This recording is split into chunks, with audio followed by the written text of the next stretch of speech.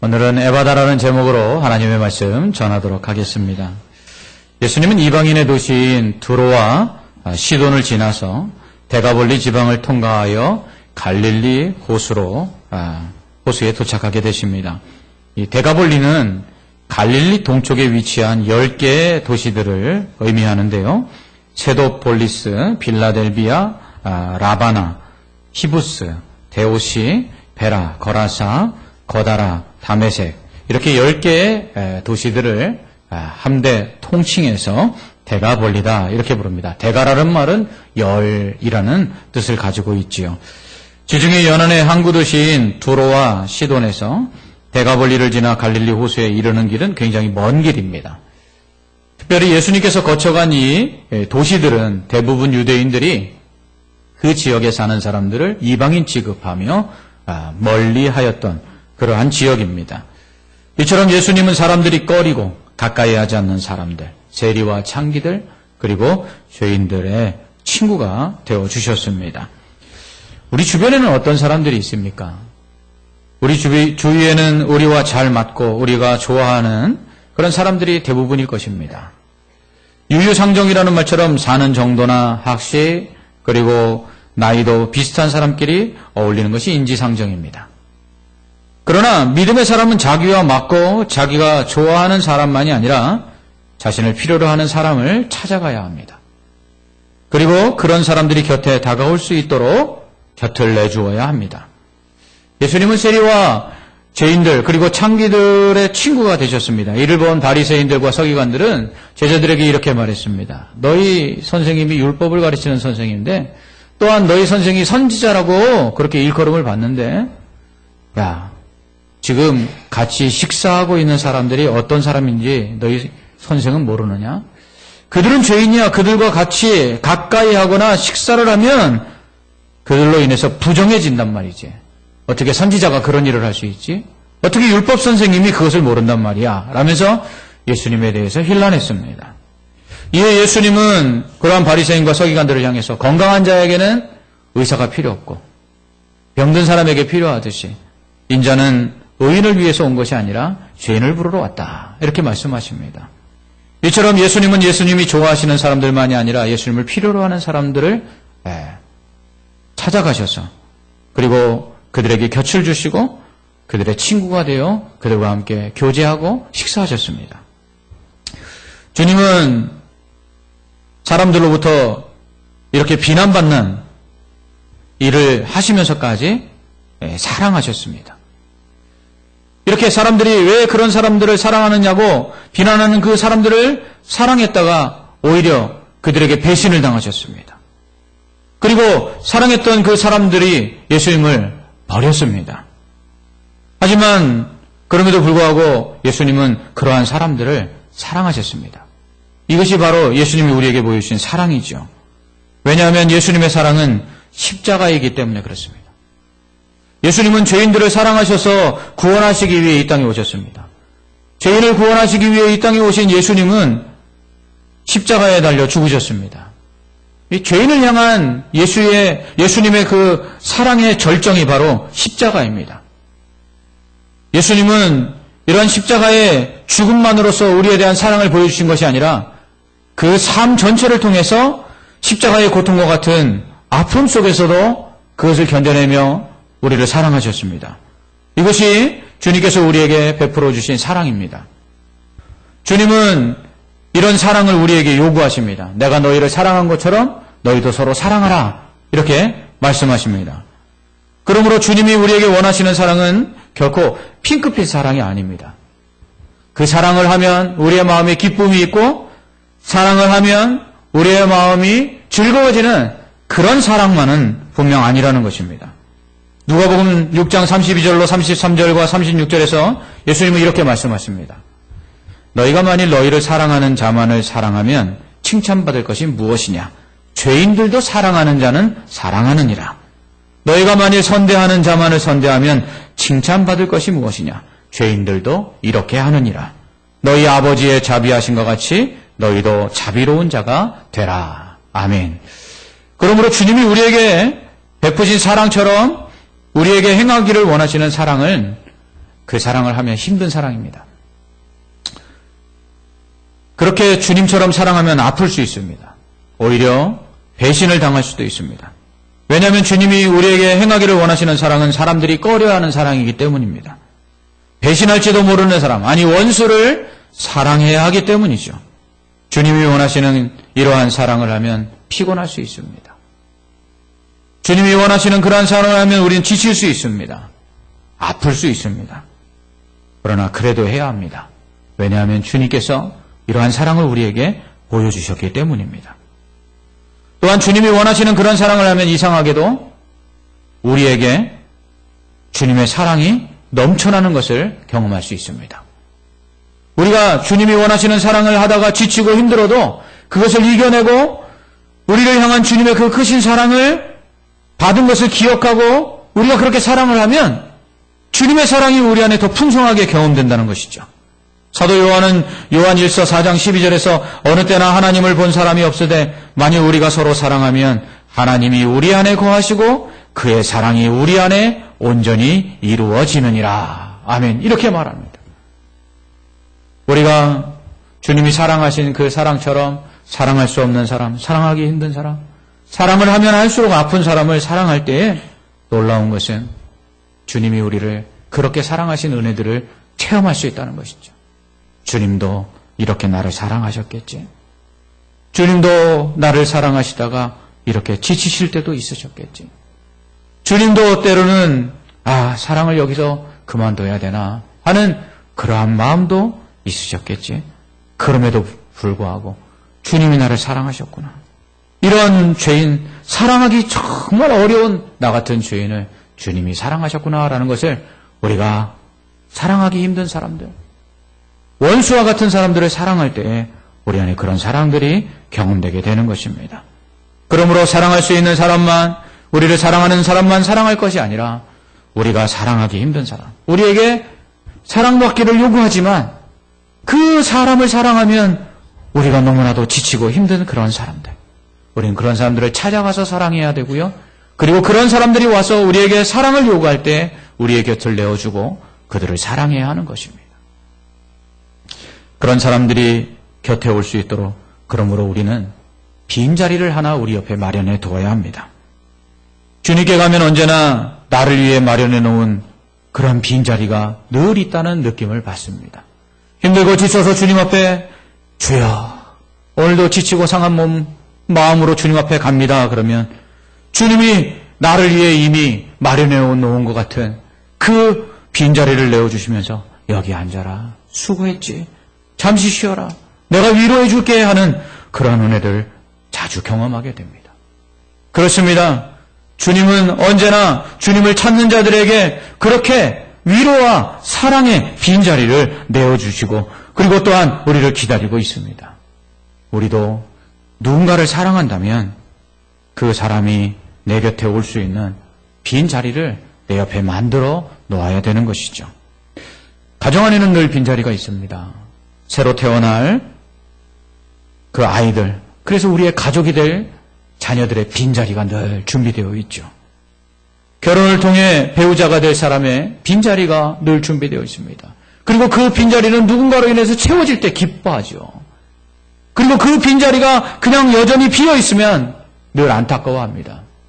결혼해서 배우자를 데려와야 될 아들이, 배우자를 데려와야 될 그 딸이 결혼하지 못할 때에 그 비어있는 그 자녀의 배우자의 빈자리로 인해서 오히려 안타까워하듯이, 그러나 그 자리를 누군가 채울 때에 기뻐하듯이 우리의 사랑은 누군가 우리 곁에 올 수 있는 빈자리를 마련하고 그를 기다리는 그러한 모습이 되어야 하는 것입니다.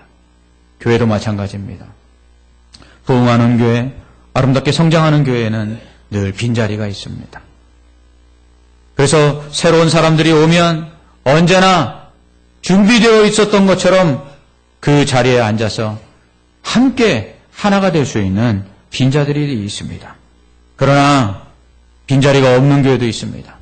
이미 형성된 성도들의 관계 속에 새신자가 들어갈 틈이 없는 교회가 있습니다. 아무도 앉으라고 말하는 이가 없고 함께 하자고 빈자리를 내어주는 이가 없는 교회가 있습니다. 그저 아는 사람들끼리만 이야기하고 아는 사람들만 교제하는 교회가 있습니다. 그런 교회는 부흥할 수 없지요. 왜냐하면 새신자들이 들어왔다가도 여기는 내 자리가 없구나 하고 다시 떠나기 때문입니다. 새로운 사람을 만나 관계를 맺는 것이 교회라고 어디 쉬운 일입니까? 그런데 기존 성도들이 먼저 마음을 열어주지 않으면, 그래서 새신자가 들어와 앉을 빈자리가 없다면 어찌 이 낯선 자리에 처음 온 사람들이 이곳이 내가 있을 곳이다 라는 생각을 할 수가 있겠습니까? 그러므로 우리 성도들이 늘 언제나 교회에 오시면 여러분 옆자리에 누가 앉을까를 한번 기대해 주시고, 그리고 그 옆자리에 앉는 사람에게 여러분들이 지금까지 지었던 가장 아름다운 미소로 환하게 웃어보십시오. 그러면 어떤 일이 일어날까요? 오늘 설교 전에 여러분들이 한 주간 동안 지었던 가장 아름다운 미소로 서로 인사하라고 했을 때 그 어느 때보다도 더 밝은 모습으로 인사하는 모습을 보았습니다. 그럴 때 갑자기 이 교회 안이 환해지는 느낌을 받았습니다. 그렇습니다. 여러분, 내 옆에 있는 사람이 평상시 나에게 대하던 것보다 더 밝은 모습으로 웃어줄 때 우리의 마음속에 내가 올 곳에 왔구나. 내가 잘 왔구나. 이런 생각이 들지 않으셨습니까? 그렇습니다. 새신자들이 와서 앉아있을 빈자리가 있어야 합니다. 그 빈자리는 그냥 사람이 앉는 그런 자리가 아니라 이 자리에 당신이 오기를 그토록 기다렸습니다. 당신을 위해서 이 자리를 우리가 준비하고 당신을 위해 우리의 사랑을 준비했습니다 하는 그런 마음과 미소로 그 사람들에게 웃어주고 맞이해주는 것입니다. 그럴 때 새신자들이 여기가 내가 있어야 될 자리구나. 내가 여기에 오기를 잘했구나 하는 마음을 갖게 되는 것이죠. 주님이 우리를 그렇게 사랑해 주셨습니다. 이렇게 두로와 시돈을 지나 대가볼리를 통과하여 이방인 취급을 받는 사람들의 마을을 지나서 갈릴리 호수에 도착한 예수님은 예수님을 기다리고 있던 사람들을 만나게 되죠. 예수님을 기다리고 있던 사람들은 누구였습니까? 그것은 다름 아니라 또다시 예수님을 피곤하게 하는 사람들, 예수님을 필요로 하는 사람들이었습니다. 그들은 예수님께 귀먹고 말도 듣는 사람을 데려왔습니다. 흔히 농아인이라고 하는 장애인입니다. 사람이 말을 하지 못하는 것은 듣지 못하기 때문입니다. 말과 소리를 듣지 못했기 때문에 그 말과 소리를 어떻게 표현하는지를 몰라서 입으로 나타내지를 못하는 것이죠. 사람들은 듣지 못함으로 말하지 못하는, 즉 청각장애로 인해서 언어장애를 가진 이 장애인 한 사람을 예수님께 데려온 것입니다. 그리고는 그에게 안수하여 주시기를 간구하죠. 이에 예수님은 그를 데리고 따로 사람들이 없는 곳으로 가십니다. 그리고는 손가락으로 그 사람의 귀에 집어넣으시고는 또 손에 침을 뱉어서 그 사람의 혀에 대십니다. 왜 그렇게 하셨는지는 정확히 알 수 없습니다. 혹시 또 요즘 귀가 잘 안 들린다고 귀에다 손을 대시고 또 입이 조금 말이 잘 안 나온다고 침 뱉어갖고 이렇게 대지는 마십시오. 그런 행위가 어떠한 능력을 나타냈다고 생각할 수는 없습니다. 그러나 분명 중요한 것은 주님이 그 행하신 일들이 무슨 이유에서는 알 수 없지만, 그러나 그렇게 행하시고 난 다음에 기적이 나타났다는 것입니다. 예수님은 그렇게 그 사람의 귀에다가 손가락을 넣으시고 그리고 침을 뱉어 그의 혀에 손을 대신 후에 하늘을 우러러 탄식하십니다. 안타까우셨던 것입니다. 그리고서는 그 사람을 향해서 에바다 하고 외치십니다. 에바다는 열리라는 뜻입니다. 그러자 놀라운 기적이 일어났습니다. 귀가 들리지 않던 그 사람의 귀가 열려졌습니다. 혀가 어눌해서 말하지 못하던 그의 입이 열리게 되었습니다. 그러자 예수님은 이제 귀가 열리고 입이 열려서 말을 하게 된 그 사람에게 이렇게 말씀하십니다. 말하지 말라. 아이러니하죠? 차라리 말하지 말라라고 하실 거면 말을 못할 때 그냥 고치지나 마시지. 다 고쳐놓으시고 이제 말할 수 있게 되자 말하지 말라 이렇게 말씀하십니다. 이것은 예수님이 행하신 일들을 사람들에게 알리지 말라는 것입니다. 왜 그렇게 하셨을까요? 하지만 이 사람이 가만히 있었겠습니까? 귀가 들리지 않고 말할 수 없었던 사람이 이제 들리고 말할 수 있게 됐는데 어떻게 그것을 전하지 않을 수 있었겠습니까? 그래서 많은 사람들에게 이것을 알리자 사람들이 모두 예수님을 칭찬합니다. 그가 모든 것을 잘하였도다. 못 듣는 사람도 듣게 하고 말 못하는 사람도 말하게 한다 하며 놀라워합니다. 오늘 말씀 우리에게 동일하게 에바다의 놀라운 기적이 우리에게도 일어나야 한다고 말씀하고 있습니다. 우리는 먼저 우리의 귀가 열려야 합니다. 우리의 영적인 귀가 열려야 합니다. 그래서 하나님의 말씀을 들을 수 있어야 합니다. 그래야지만 우리가 그 하나님의 뜻을 알 수 있고 그 하나님의 사랑을 깨달을 수 있기 때문입니다. 또한 우리의 영적인 귀가 열려야 우리는 구원의 말씀을 듣고 믿음으로 구원을 받을 수 있습니다. 예수님께서 아무리 자신이 누구며 또 왜 세상에 오셨는지를 말씀했지만 바리새인과 서기관들은 그 말씀을 듣고도 깨닫지 못했습니다. 그로 인해서 그들은 예수님을 믿지 못했고 그들은 구원을 받지 못했습니다. 이런 그들에게 예수님은 귀가 있어도 듣지 못하는 자들이라고 책망하셨습니다. 요한계시록에서 아시아의 7 교회들에게 말씀하시는 예수님은 성령이 교회들에게 하시는 말씀을 들을지어다 라고 말씀하십니다. 예수님의 말씀을 듣고도 깨닫는 귀가 없으면 예수님 믿을 수가 없습니다.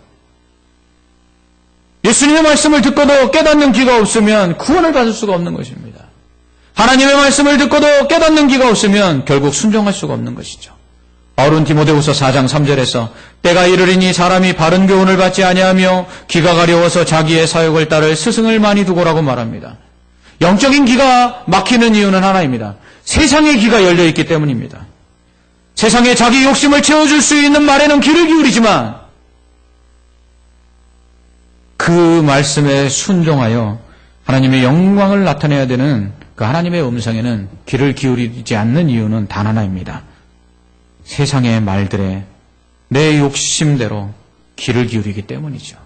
그럴 때 우리의 귀는 하나님의 음성에는 귀를 닫게 되고 그리고 세상을 향해서는 열려서 세상을 사랑하게 되는 것입니다. 이럴 때 하나님의 음성이 더 이상 들리지 않죠. 왜냐하면 하나님의 말씀은 우리의 욕심과 반대되는 것을 요구하시기 때문입니다. 하나님의 음성을 들으면 대부분 우리들이 우리를 부인해야 되는 이야기들을 하십니다. 주님의 말씀을 들으면 우리에게 십자가를 요구하시는 말씀을 하십니다. 그렇기 때문에 세상의 말들에 귀를 기울이기 시작하면 이러한 하나님의 음성이 들려지지 않습니다. 왜냐하면 세상의 말들은 우리 욕심대로 하라고 하거든요.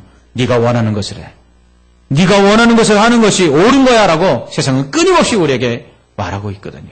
그 음성에 귀를 기울이면 우리를 부인하고 십자가를 지고 주님의 말씀에 순종하라고 하시는 그 말씀들이 귀에 들어오지 않는 것입니다. 이처럼 우리의 영적인 귀가 막히면 순종할 수 없게 되는 것이죠. 그러므로 우리의 영적인 귀가 열려서 주님의 음성이 들려야 합니다. 그럴 때 하나님의 뜻을 알게 되고 순종할 수 있습니다. 그렇게 되면 세상을 향한 귀가 자연스럽게 닫히게 됩니다. 이렇게 세상을 향한 귀를 닫고 주님의 음성을 듣는 영적인 귀가 열려질 때 우리의 입술도 열려지게 됩니다. 두 번째로 우리의 입이 열려야 하는 것입니다. 주님이 우리의 입을 열어 주님의 복음 증거하기를 원하십니다. 우리의 입을 열어 주님은 하나님의 영광을 찬양하기를 원하십니다. 그러려면 어떻게 해야 됩니까? 그 사랑과 그 은혜를 깨달아야 하는 것입니다. 오늘 귀 먹고 말하지 못하는 사람에게 예수님께서 그를 고쳐주신 후에 나가서 아무에게도 말하지 말라 했을 때 그가 어떻게 입을 다물고 있을 수 있었습니까? 그럴 수 없었던 것은 그 안에 주님이 베풀어 주신 사랑과 그 은혜를 가만히 가지고 있을 수 없었기 때문입니다. 하나님이 우리에게 베풀어 주신 놀라우신 은혜들, 주님이 우리에게 베풀어 주신 그 사랑들을 우리가 귀로 듣고 그래서 그 마음속에 그 은혜를 성령을 통해서 깨닫게 되면 우리의 입은 자연히 열리게 됩니다. 하나님의 은혜를 깨달은 자들은 그래서 찬송하는 것입니다. 시시로 찬송하는 것입니다.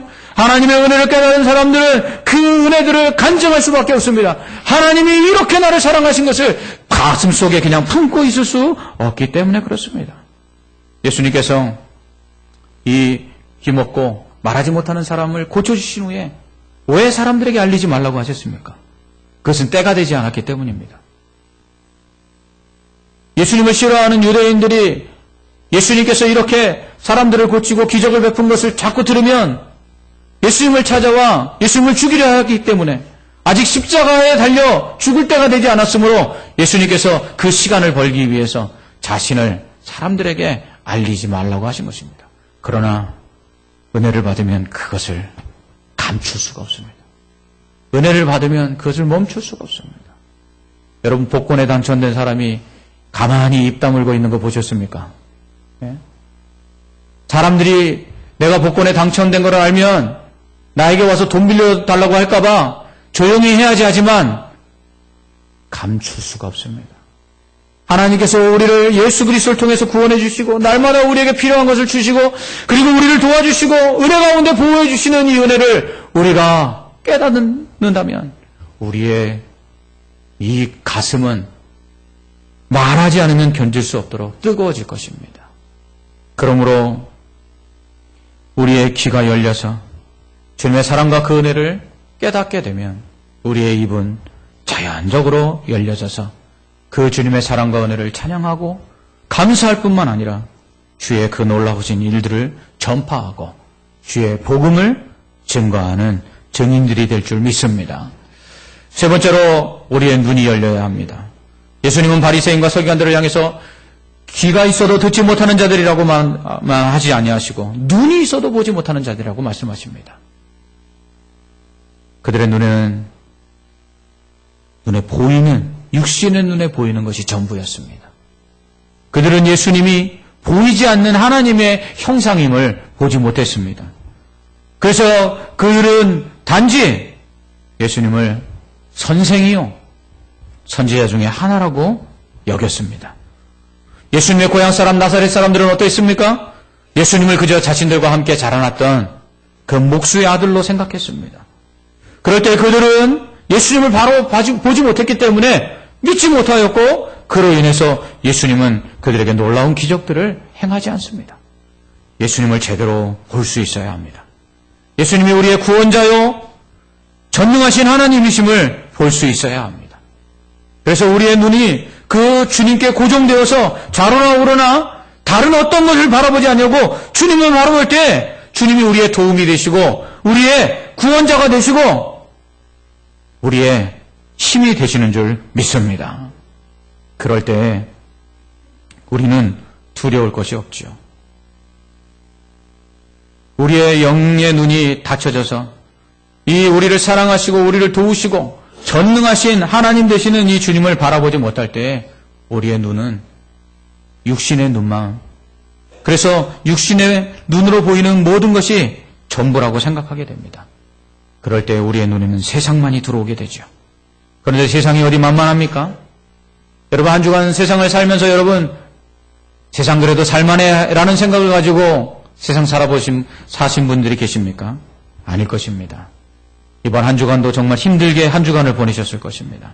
만만치 않은 세상과 마치 골리앗과 싸우는 그러한 심정으로 전쟁을 치르듯 영적 싸움을 하고 이 자리에 오신 분들이 계실 것입니다. 그러나 우리의 영적인 눈이 열려서 그 전능하신 하나님을 바라볼 때 우리는 이 전쟁과 같은 세상에서 승리할 수 있습니다. 블레셋과 싸우는 이스라엘 군대의 눈에는 하나님이 보이지 않았습니다. 그들의 눈에는 오직 자신들의 힘으로 이길 수 없는 골리앗, 거인 골리앗만 보였습니다. 그로 인해서 그들은 두려워 떨지요. 하지만 소년 다윗의 눈에는 하나님이 보였습니다. 만군의 여호와가 보였습니다.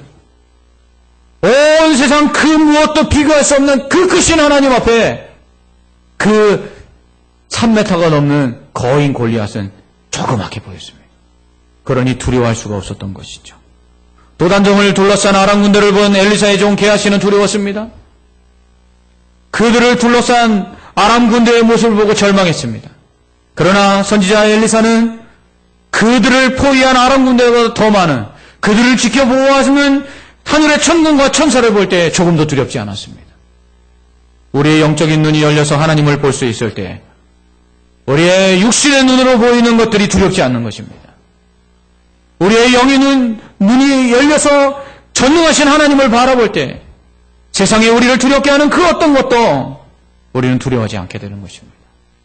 먹고 마심도 입고 누움도 우리가 행하는 모든 일도 아무것도 두려워하지 않는 것은 주께서 우리를 도우시고 채우시고 우리와 함께 하시기 때문인 줄 믿습니다.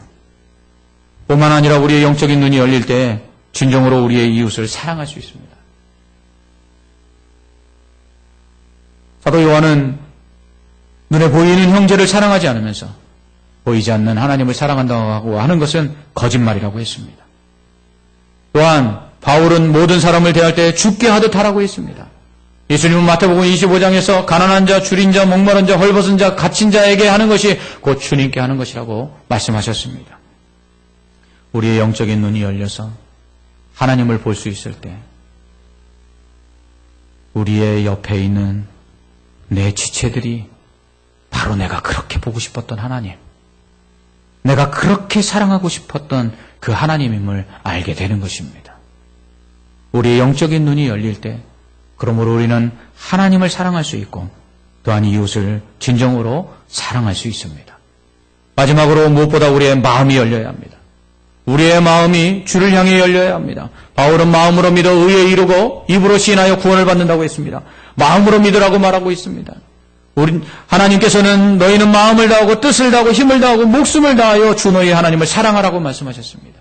이사야 선지자는 하나님께서 이스라엘 백성을 향해서 이 백성이 입으로는 나를 가까이 하지만은 그 마음은 내게서 멀다라고 하시는 그 음성을 듣고 이스라엘 백성을 책망했습니다.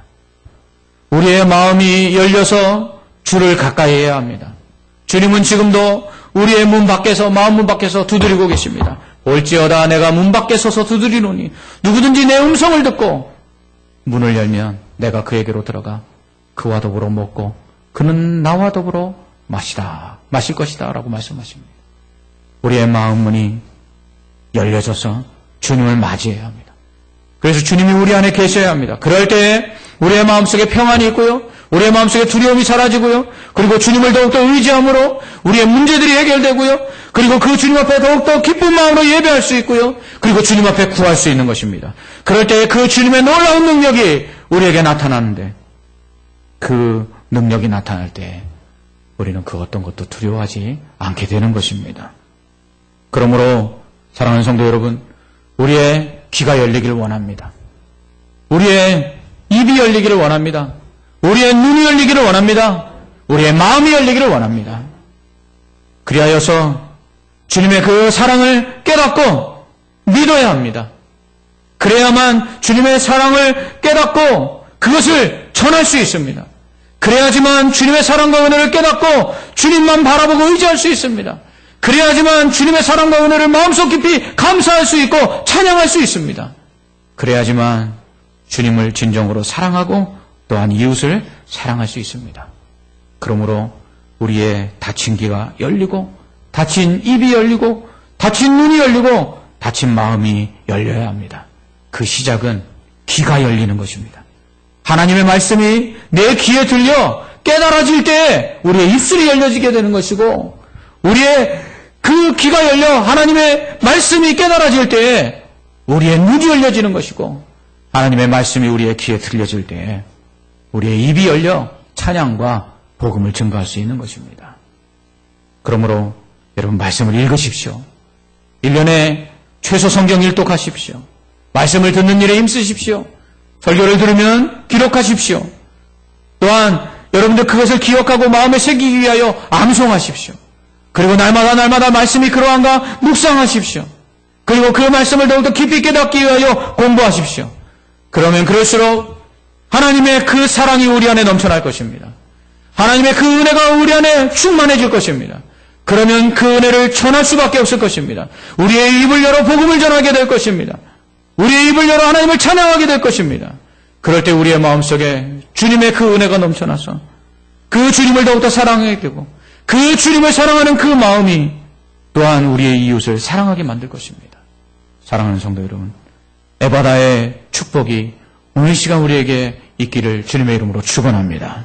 우리의 귀가 열려지고 우리의 눈이 열려지고 우리의 마음이 열려지고 우리의 입술이 열려져서 주님의 은혜를 깨닫고 그분을 전하며 그분을 사랑하며 그분을 찬양하며 그분을 의지하며 그리고 이웃을 사랑하게 되기를 주님의 이름으로 축원합니다. 아멘. 기도하겠습니다. 하나님 아버지, 오늘 에바다의 축복이 우리에게 있게 하여 주시옵소서. 우리의 귀가 열려 하나님의 그 음성을 들을 수 있게 하여 주시옵소서. 우리의 귀가 열려 하나님의 그 사랑을 깨닫게 하여 주시옵소서. 하나님의 그 크신 은혜를 깨달아 알게 하여 주시옵소서. 그러할 때 우리의 입술이 열려 주님을 찬양하게 하시고 주님의 복음을 증거하게 하시며 우리의 눈이 열려 주님만을 더욱더 의지하며 나아가게 하실 뿐만 아니라 우리의 마음이 열려 더욱더 주를 사랑하고 그렇게 주님을 사랑하는 마음으로 우리의 이웃을 사랑할 수 있게 하여 주시옵소서. 오늘 이 에바다의 축복이 우리 모든 성도들에게 임하기를 간절히 소원하며 예수님 이름으로 기도하옵나이다. 아멘.